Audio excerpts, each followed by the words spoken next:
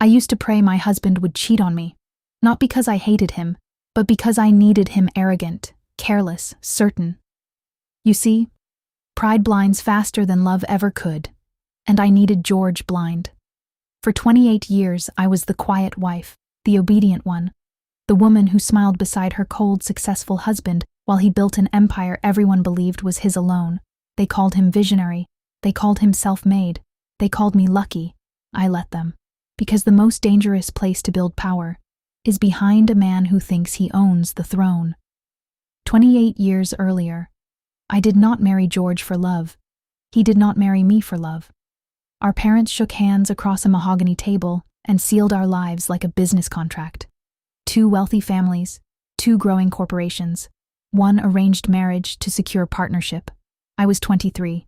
He was 27, handsome, sharp, emotionally unavailable even then.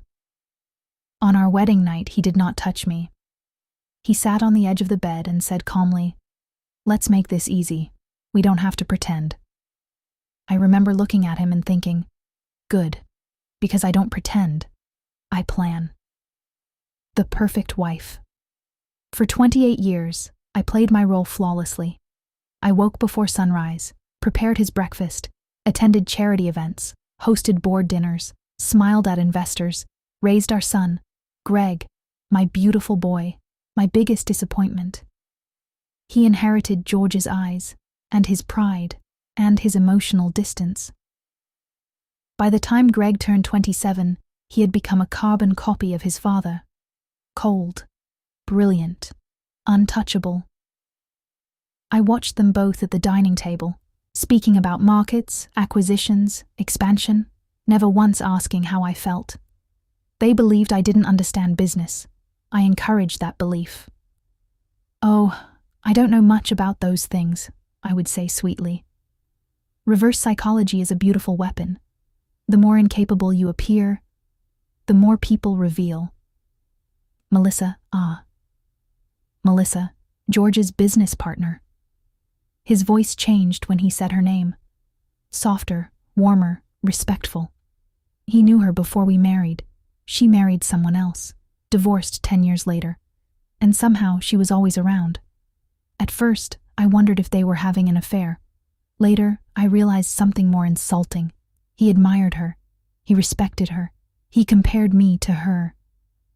You should see how Melissa handles negotiations. Melissa understands risk. Melissa would never be this emotional. He would say these things casually at dinner, in front of me.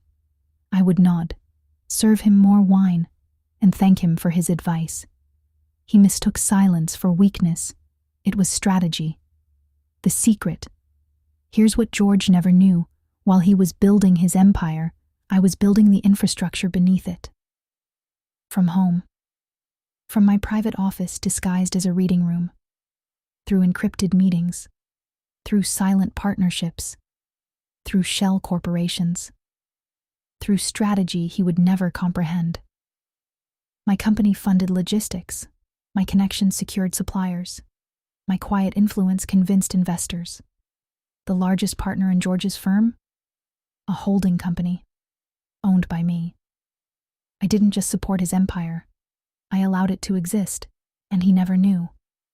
Because men like George do not look down when they stand on something. They only look forward. Greg's marriage history repeated itself. George arranged Greg's marriage the same way ours had been. Another powerful family, another corporate alliance, another woman turned contract. Her name was Elena.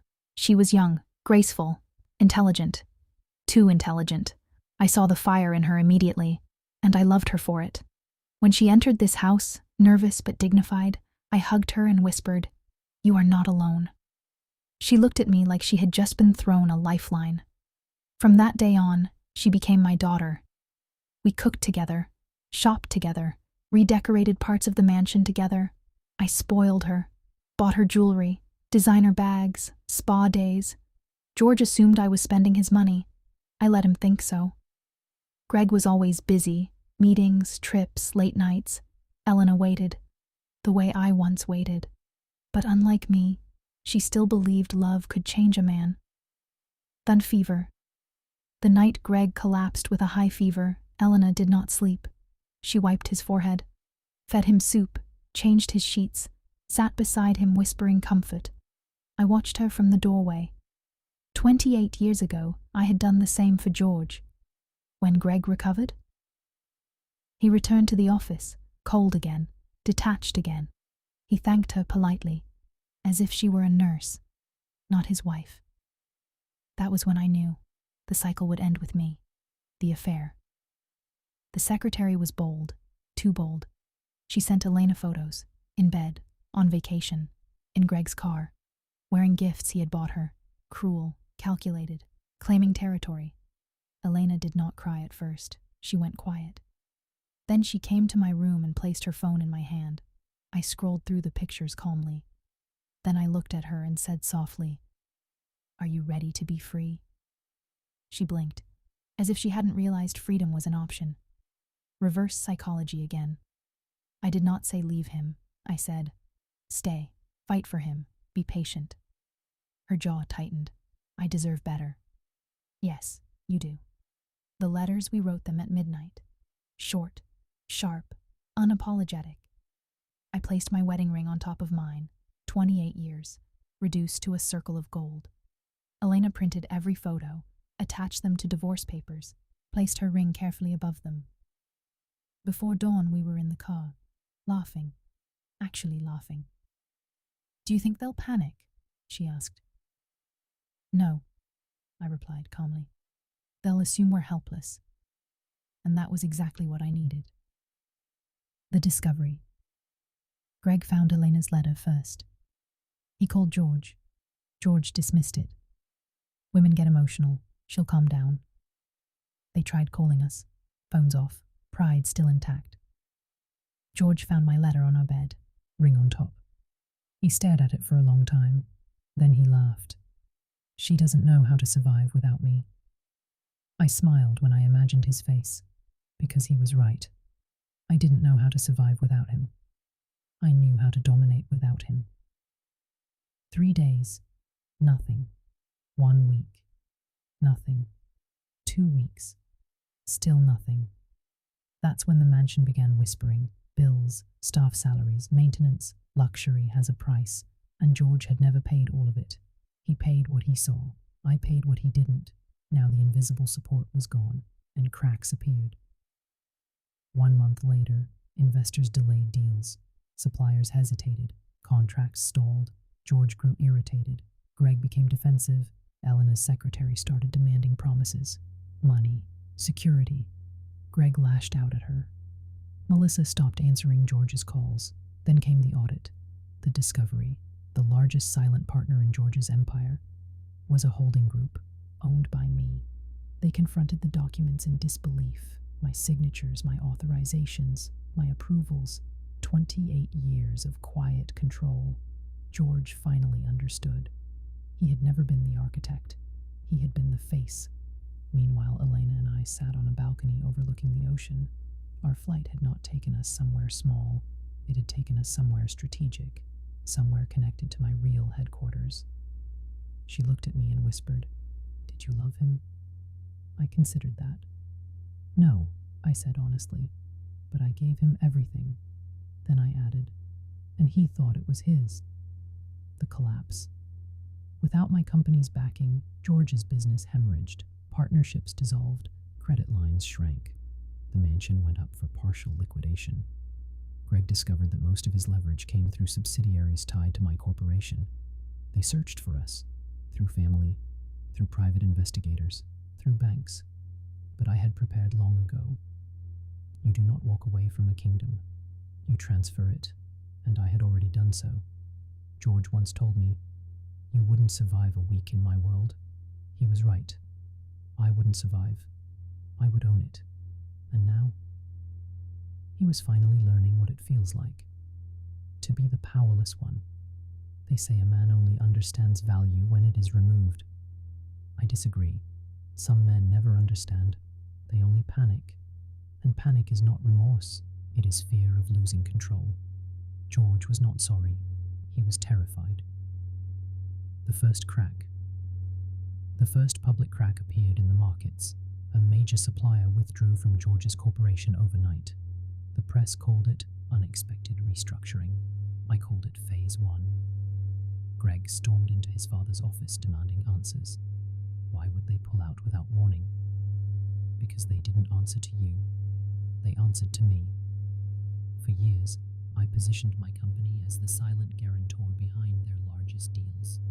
No one announced it publicly, but everyone important knew. If Grace's holding group was backing a contract, it was secure.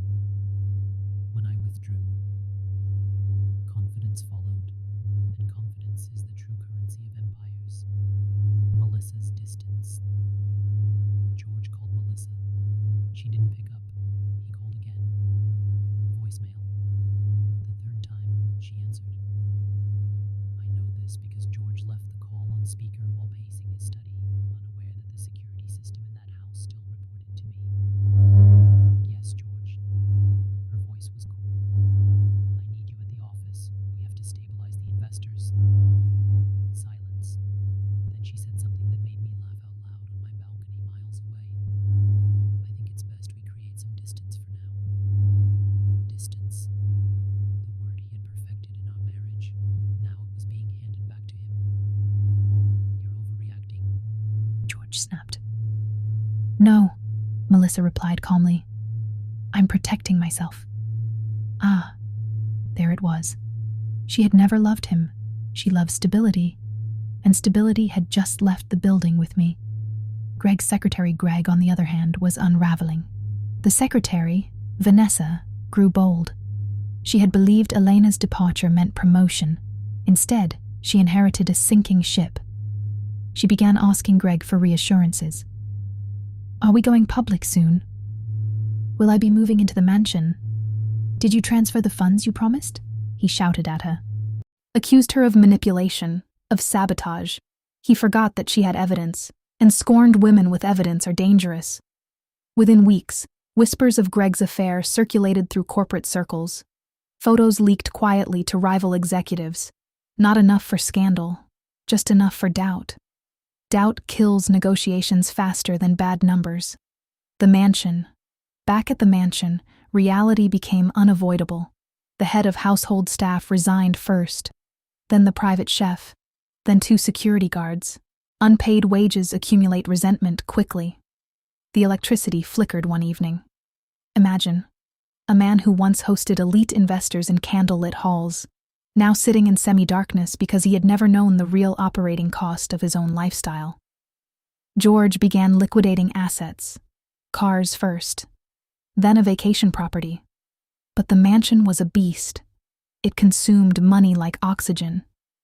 He had always believed he funded it. In truth, I covered the majority of the expenses through layered transfers masked as dividends.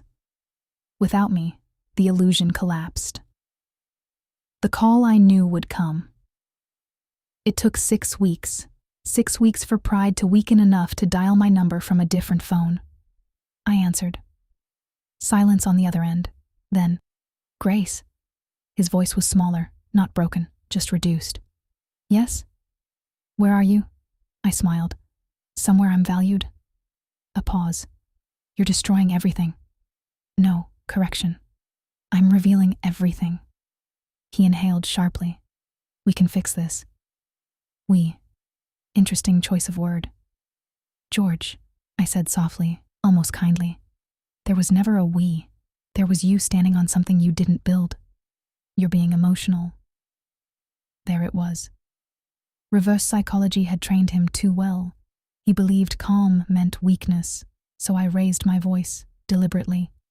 You're right, I snapped. I'm emotional. I gave you 28 years. He relaxed instantly. He thought he understood the script, but then I lowered my tone again. And I'm done giving. And I hung up. Let him think I was unstable. Underestimation is oxygen to strategy. The revelation. The true collapse came when the board demanded a full financial transparency review.